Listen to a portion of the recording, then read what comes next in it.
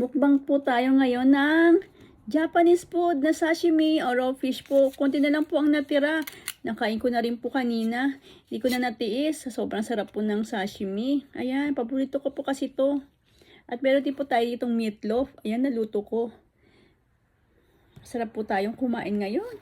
Ayan, at mas masarap po pag may soy sauce na may wasabi. Nilagyan ko na po ng wasabi yan. At ito, lagyan na po natin ng soy sauce ang ating sashimi.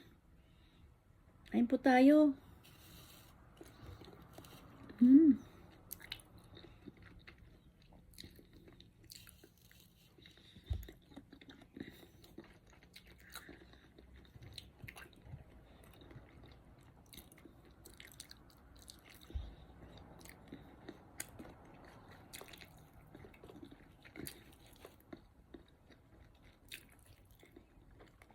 Nakain din po itong dahon.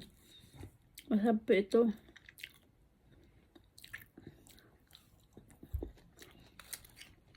Healthy po ang gulay, kailangan kumain. Ito naman po ang salmon.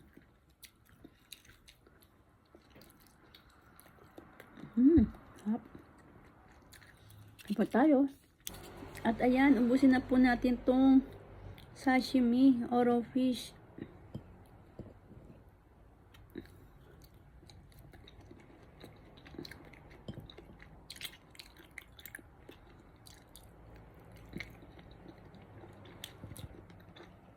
Isa na lang. Hindi na tayo magtitira. Gusto na natin ngayon din. Ang tagal ko hindi na po nakakain ng sashimi. Japanese food. Ngayon, nakalibre po tayo ng pagkain ng Japanese food. Di po ba? Masaya ko ngayon. Ilang buwan na rin ako hindi nakakain ng Japanese food na sashimi or raw fish. Hindi po kasi tayo nakapunta sa mga sushi na restaurant. Ngayon, bumili na tayo sa supermarket. Ayan, malapit na po maubos.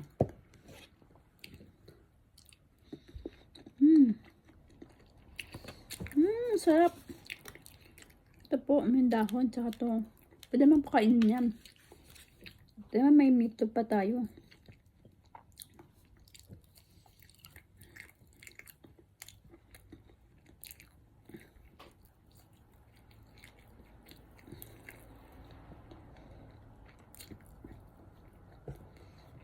Ayan.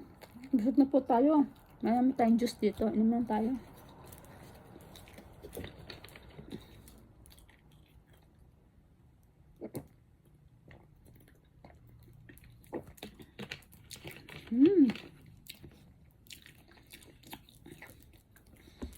Gochu-sama desta. Eh po sinasabi dito sa Japan pagtapos na pong kumain.